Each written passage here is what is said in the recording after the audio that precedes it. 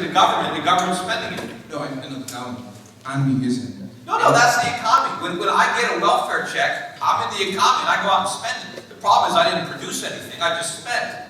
And so it's all there. I mean, businesses can't get any loans because the money's already been loaned out to the government. It's being spent on consumption. It's not being spent on investment. And so we're destroying the investment capital and squandering it on consumption. And it's never going to work, this whole problem. I got to try to hurry up. I actually don't have more of a question, but it's something to add color on, is that Ben Bernanke says that Q will possibly stop QE3 or minimize QE3 after the unemployment rate crosses 7%. Well, the way the numbers are coming out right now, it may go down within, 4 or 5 months if they wouldn't believe these numbers. Now, they'll revise these numbers back up after the election. But we're not going to get the job growth. We're not going to get the GDP growth. In fact, we're going to be back in a recession, and rather than end QE3, he's going to have to step it up. He's going to end up buying even more bonds. I mean, we have gone down this path, and it inevitably leads to destruction. I mean, it's like there's no turning back now, because we've already committed to this strategy, and and the Fed is going to do it not until the economy recovers, but until the crisis is so bad that it can't do it anymore. Right? It's going to avoid the pain until it can. And the only question is how much more damage will the Fed do to the economy between now and then? Hi, Peter. My question concerns bond auctions. When we have the next auction, and let's say nobody shows up, what's the government going to do? In light of how heavy-handed it could become, is there a possibility that they might require the Americans to use their 401k money? Yeah, I mean, that's always a fear that the government might require Americans to buy treasuries. I think the problem is a lot of Americans already own a lot of them anyway. A lot of Americans have been buying bond funds already. Americans don't have enough savings to buy, even if they forced us to use all of our savings to buy treasuries. I don't think it would fund the government for a very long period of time. We don't have a lot of domestic savings. But I don't know that they would ever be able to get that through Congress or somehow to force you to buy something. Well, in World War II, they asked everybody to be a patriot. And yeah, but they didn't require people. Well, but the thing is, when the government sold war bonds in World War II, Americans had plenty of savings to buy those war bonds.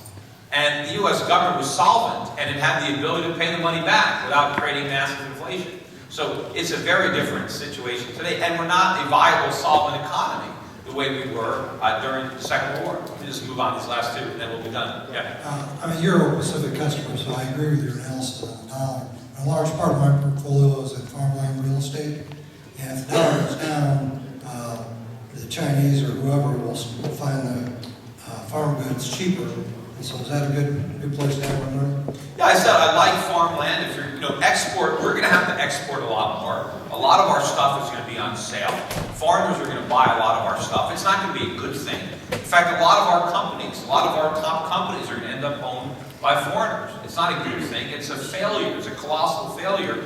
We built up a tremendous economy when we were free, and the government destroyed it. We put in this big social welfare state with regulations and taxes, and we bankrupted the nation. And we're going to have a huge reduction in our standard of living, and we're going to have to start all over again because we destroyed what generations of Americans had built up when we had a small government. But we made government big, and the economy collapsed beneath its weight. So all that's going to happen. And if you're going to be the businesses that are going to do well in America, are going to be the ones that can export. But that assumes that the government allows it to happen, because what if we get even more regulations and even more taxes? Then nobody's going to be able to thrive in this country. Oh, I didn't even know you were there. I had finished everybody from there. Okay, real quick. Okay. Thanks for coming to Chicago. But nobody else stand up, because this is the last thing. Okay. ADP and Paychex providers for Fortune 50 companies and pretty much corporations across the country. They reported record numbers in payroll due to new employees, and so how can Paychex and ADP record record profits and number of people on payroll, and you say that the unemployment did not go down?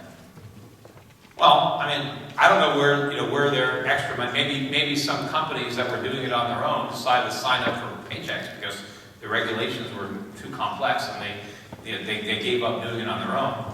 But I know that those jobs, there weren't a lot of jobs created. I mean, because we only created 110,000 jobs. That was a whole non-farm payroll number.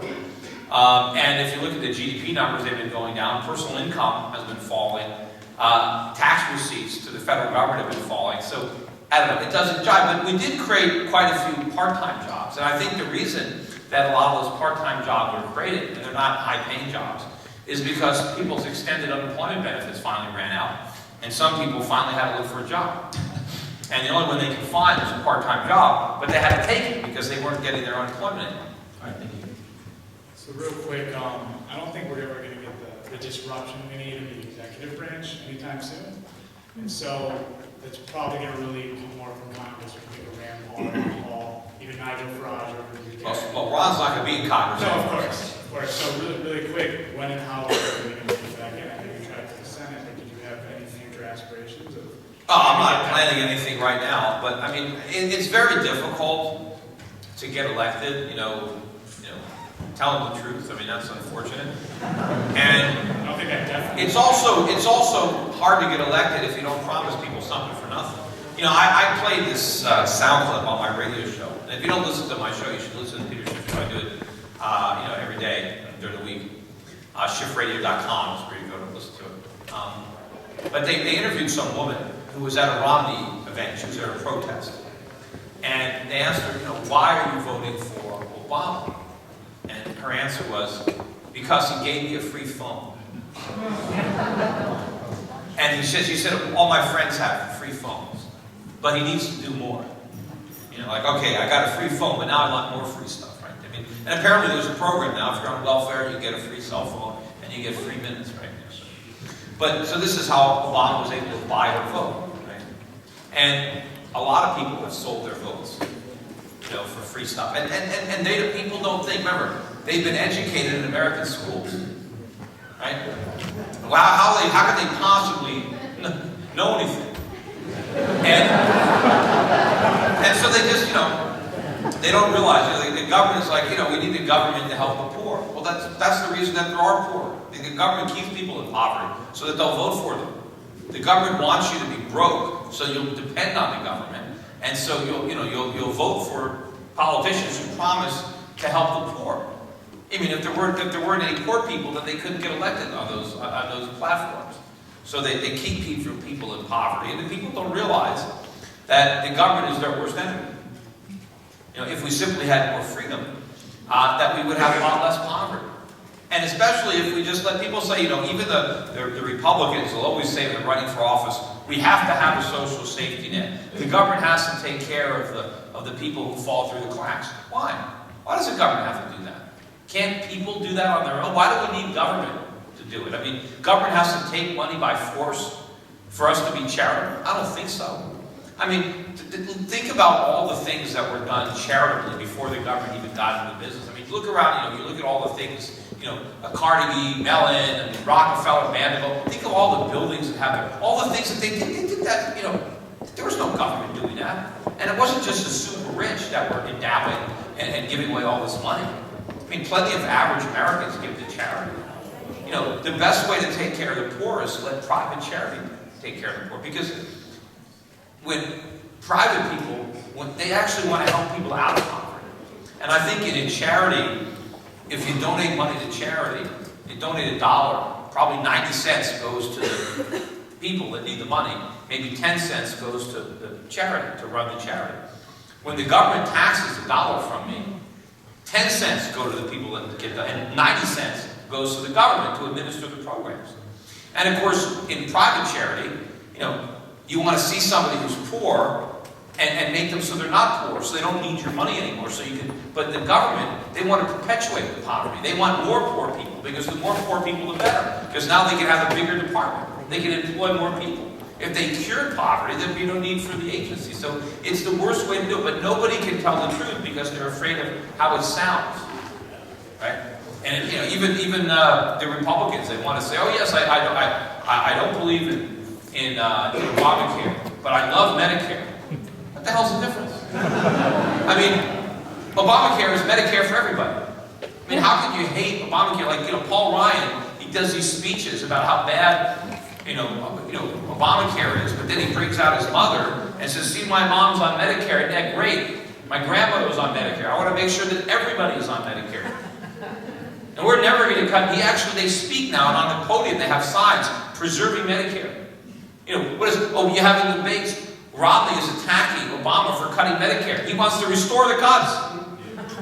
Yet he's saying he wants smaller government, he wants to cut spending, and he wants to he wants to spend more. And even, Paul Ryan talks about, look, my mom is living on Medicare. Why can't he take care of his mother? Why do I have to take care of Paul Ryan's mother? They make a lot of money. And even Paul Ryan talks about how his mother plays tennis every week. Okay, if she can play tennis every week, she can get a part-time job. Why do I have to pay for But the reason that Paul Ryan has to sell his soul is because he wants the people on Medicare to vote for him. So he has to promise. Even Jon Stewart called out on it. He was debating O'Reilly. And O'Reilly is like, look, I don't believe in redistribution. He said, well, do you believe in Social Security? Oh, of course I believe in Social Security. Well, that's redistribution. It's take money from the young and the poor and give it to the old and the rich. That's what it is. And then O'Reilly said, well, no, the people paid into it. No, they didn't. In fact, the people that are collecting Social Security now, they're collecting far more than they paid in. And the poor people who are paying in taxes today, they're going to pay in a fortune and collect practically nothing. How is that fair? And if you believe in capitalism, if you believe in the free market, why do you think the government has to take control of retirees? They will eventually. But now they vote for the handout. They vote for whoever promises the most free stuff. And basically you have both political parties promising tax cuts for the middle class, no cuts for entitlements for the middle class. And somehow the budget's going to balance. Right? No one's going to have to sacrifice. Now, the Republicans, at least the Democrats, they go out on a limb. They're willing to make the billionaires and millionaires sacrifice. That's courage, right?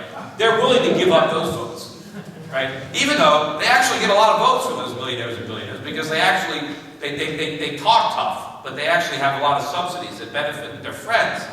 See, they love the millionaires and billionaires who give them money and help keep them in power. They just don't like the Republican millionaires. But you don't lose a lot of votes when you attack the 1%, right? Because that's only 1%. You 99%, right?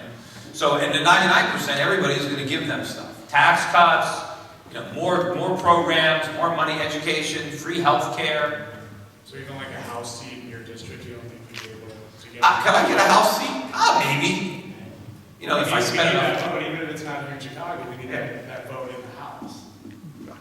The problem is there's so many people in the House that would outvote me. There wouldn't be enough of me. C-SPAN videos go viral. Just need a good talk. Well, I can make a viral video without C-SPAN. But, there are some other congressmen that are running. There are some good people that are running. A few of them might get elected. But not necessarily enough to make a difference. And of course, nobody really wants to tell the truth about how screwed up we are and how it's got to get worse before it can get better. And no one wants to tell people, that are working for government. Like even Romney, what did Romney say in that debate? I'm not going to fire anybody except Big Bird, right? He said, I'm not going to fire any federal workers. I'm not going to cut any money. He said, I'm not even going to cut any money out of education. Why not? At least Ronald Reagan, he campaigned on abolishing the Department of Education. They're comparing Mitt Romney to Reagan. He won't even cut $1 out of the education budget, let alone abolish the whole department. So, we've got to tell people the truth that the government doesn't have any money because it's broke, and there are no solutions that are going to come from Washington. That we're in a huge hole, and we're on our own to get out of it. And the thing is, if the government leaves us alone, we will get out of it. If the government is in charge, we'll just keep digging it deep. Anyway, we've got to rush because it's already after. And I'll try to sign some books, I guess, before you go.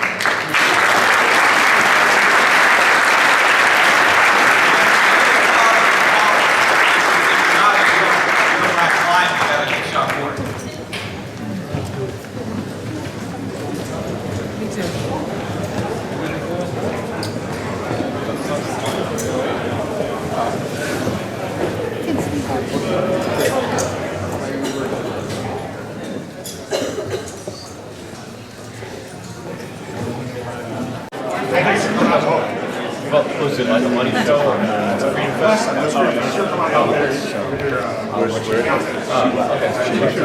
She was Golden Lake Shore Drive. She owns jewelry stores. But made a point to, fill out her information and tell us what she does. So.